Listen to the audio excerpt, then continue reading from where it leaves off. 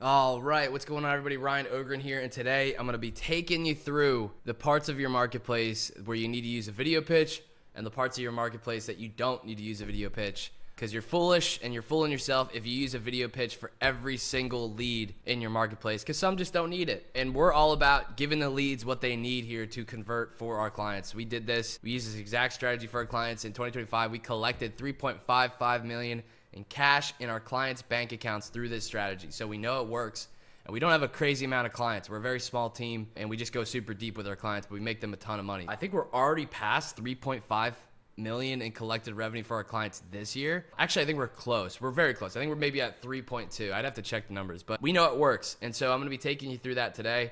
I apologize. I sound like crap. I'm sick. I woke up this morning and I was just like, oh, I don't want to do it today. But I snapped to, I got some coffee, and I'm not going to let my team down. I'm not going to let myself down. I'm not going to let my clients down. So I'm in here, I'm working, I'm in the pocket, and let's get into an actual video. So today, I actually recorded this video before, but it just didn't save, so I'm doing it all over again. Essentially, what we're going to be doing is walking you through, there's two parts of the marketplace that we divided up into. There's more segments and more strategies beyond this, but essentially, it's what do you need to send this prospect to actually get them to convert. So I'm going to be walking you through how to actually identify which bucket your prospects are going to go into, and I'll walk you through what to actually send them so they will convert. For our clients, most of them are manufacturers that are targeting major retail brands. We have packagers that are targeting major retail brands. We got general contractors targeting major retail brands. We got general contractors targeting developers. We have medical device manufacturers targeting hospitals, dental labs targeting dentists. So it pretty much just works for anything B2B where you are going business to business and you're looking for a decision maker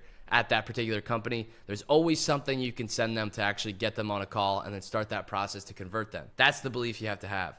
Now, the timing of it definitely matters, okay? And I'll explain this with an example. Let's just say we have widget manufacturer, and this widget manufacturer wants to target and open up accounts with major retail brands. So essentially what has to happen first for these major retail brands, the actual process itself to make this happen, let's do an arrow over. This process, let's do an arrow down. There we go. A lot of arrows. This process essentially is you need to become an approved vendor, then you got your PO, then you have your closed deal, okay? So that's essentially the process that we need to have for the widget manufacturer. We need to actually think through that. And so now for a retail, like these retail brands, for instance, let's just go through what's going to make them actually approve a new vendor.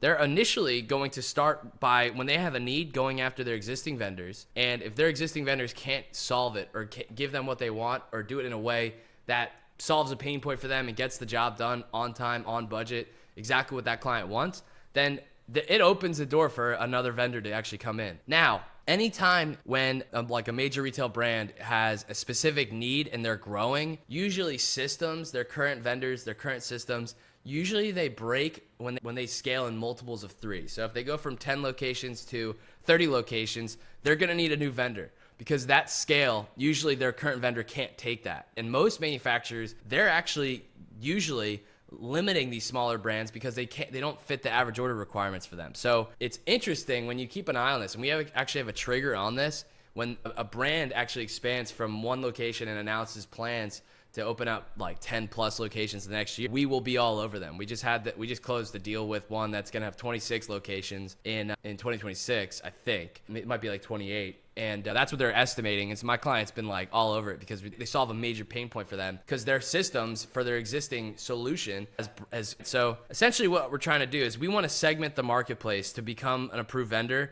We want to segment the marketplace into 2 categories. There's ready to buy, and then there's not ready to buy. It's very simple. So we like to do a lead magnet strategy where we'll actually send an initial outreach message, and we ask if we can send over more information. Usually we make the messaging a little bit more specific. We have 2 sentences or maybe 1 sentence. Maybe the initial sentence is, hey, we help this.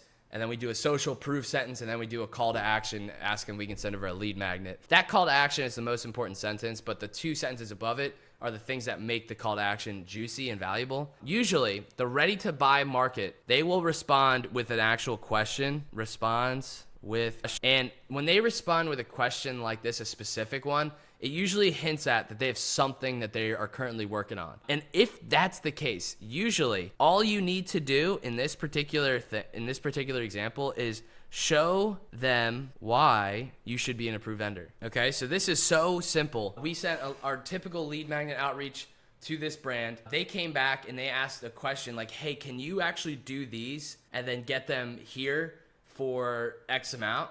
And I just took that and forwarded it to my client. And now to actually show you why they should be an approved vendor, my client should be an approved vendor. My client actually just asked them a simple question, like, why do they need to go there? Because one of the big things that we can actually do that my client can actually do is actually just go directly to one of their store locations instead of sending it to their warehouse. So that particular question already showed them why they should be an approved vendor for a major retail brand. And it turns out that major retail brand, because they were doing it the way they were doing it, they were spending more money, but they were losing retail opportunities. Because that question, literally that question that my client asked, they now got on a call, immediately showed them why they should be an approved vendor, and became an approved vendor. I think they actually closed the deal, or they got their first PO, and I expect that PO to be the first of many for that particular brand. So my client is stoked, and we didn't even need to do a video pitch for this one, okay? That's the most important part of this. These are ready to close now. These ready to buy are ready to close now, okay?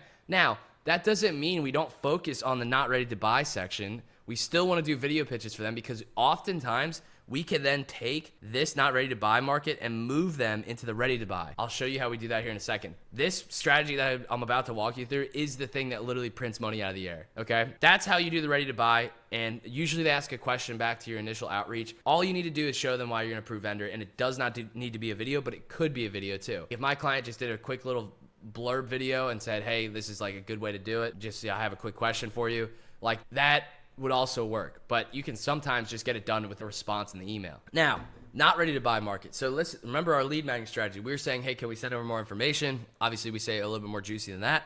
When we say this, the not ready to buy market's like, yeah, sure. They're not like crazy about it, but they'll say, yeah, sure, send it over. They won't say anything else. It's up to us now they just respond. Hold on. They just respond with, yes, please send over. Okay. And this is a fantastic example of why we still do this. I sent this to the same client. I sent this to another major brand, and they're on a call this week. It actually might be today or tomorrow with this particular company. I'm going to walk you through it. They just responded back to our initial outreach. Yes, please send over more information. Specific, they just said that. And then so we did a video pitch. And in the video pitch, we actually found a YouTube video with their actual brand being represented in a poor manner that we knew was a problem for them. And we were able to show them that, list the problems, and pitch a solution all in 5 minutes. Like all in 5 minutes, okay? And when we did this video pitch, we call it creating the gap, okay? The gap is essentially what they're currently doing, the problems associated, what they're currently using for their solution, the problems that's associated with it, and then you have the actual solution that we can pitch. This is how to pitch. This is pitching 101. This is literally sales 101. It's first you need to do your discovery. You need to learn about the prospect. You need to learn what they're currently doing, and then you could pitch directly to solve their needs. So a perfect example of this, and you can find different problems for different parts of your marketplace. We have another client, they're a packaging company, and there's a part of their marketplace where like a multi-location franchise, for instance, they need, like their biggest issue is consistency across every single new location, but also scalability, because they went from 11 locations to 100 plus locations. And when they did that particular jump, it's like a bananas amount of operational complexity that now goes into their process, okay? So we're able to do that, and when we do that and we create that gap and we talk about that problem, it's not necessarily like their packaging is bad. It's just essentially the operational complexity they're probably feeling. We need to be able to show that, list out those problems, and then pitch a solution for that particular problem. That gap is the thing that books the meeting. And so if you're struggling to book calls, I urge you to actually do this. Back to my example. So we did a video pitch. We showed that this particular brand was showcased in a poor light. This is a different company. This isn't the packaging company. And we showed that our client can actually solve this with this solution. We actually used AI to create and generate an idea for them already, walk them through it on a video pitch. The president of the company and their head of their decision-making department for this are now on a call with my client because of the pitch that we did, the research that we did, the video pitch that we did, all of that. We got them on. It's probably going to be, I think, multiple seven-figure deal per year for this particular brand. Major retail brand, okay? I'm fired up about it, and I'm sick as a dog today. I'm sweating right now.